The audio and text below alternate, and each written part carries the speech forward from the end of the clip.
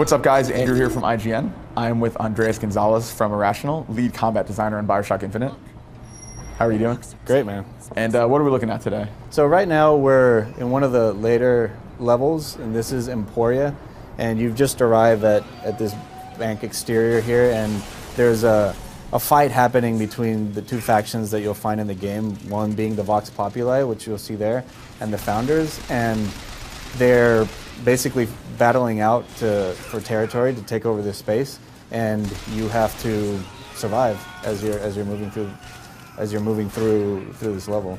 So what we're seeing here, for example, is the use of the Murder of Crows vigor, and this is an execution, pretty gory. And so right now we have the Murder of Crow vigor equipped and DK, which is Devil's Kiss, and if, for example, there you can see that if you throw Murder of Crows and then use Devil's Kiss, it'll light the crows on fire, and then you can have that vigor interaction and that causes additional damage.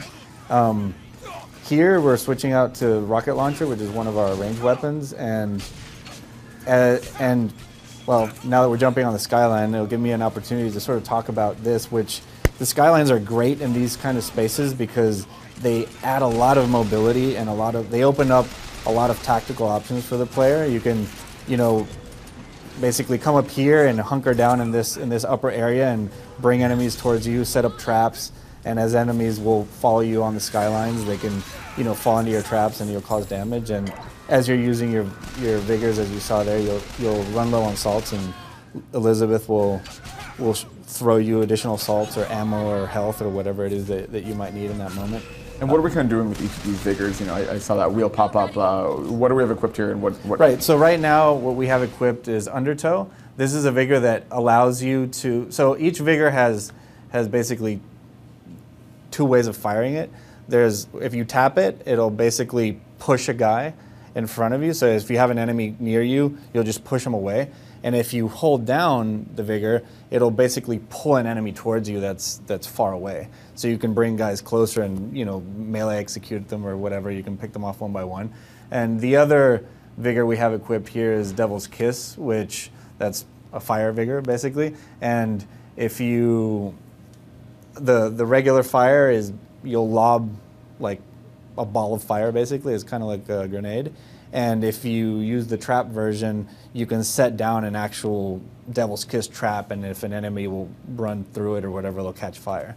So each vigor has that dual functionality. And what you see there on the lower left-hand corner in the HUD is the two vigors that you have active, so you can quick swap between those two. And at any moment, if you hold the same button that you use for quick swapping, you can bring up the vigor wheel and then choose whichever active vigors you want, like this one being charge, which allows you to, at a distance, target an enemy and sort of charge towards them, and it's like a high-impact melee hit. Very cool. Yeah. So what we're seeing here is now the Handyman is coming into the space, and he's one of our bigger enemies, and he's great in a space like this because he also has high mobility. So as you're on the skyline, against normal enemies, you can sort of pick them off, and you can do skyline dismounts and pick away at these enemies. But with the Handyman, he's super aggressive and very mobile. So he'll keep you on your toes as you're moving around the space. Right now we're seeing the use of traps, which basically that's an oil slick, and if you throw Devil's Kiss on it, then it becomes like a fire trap, and any enemy that runs through it will catch fire.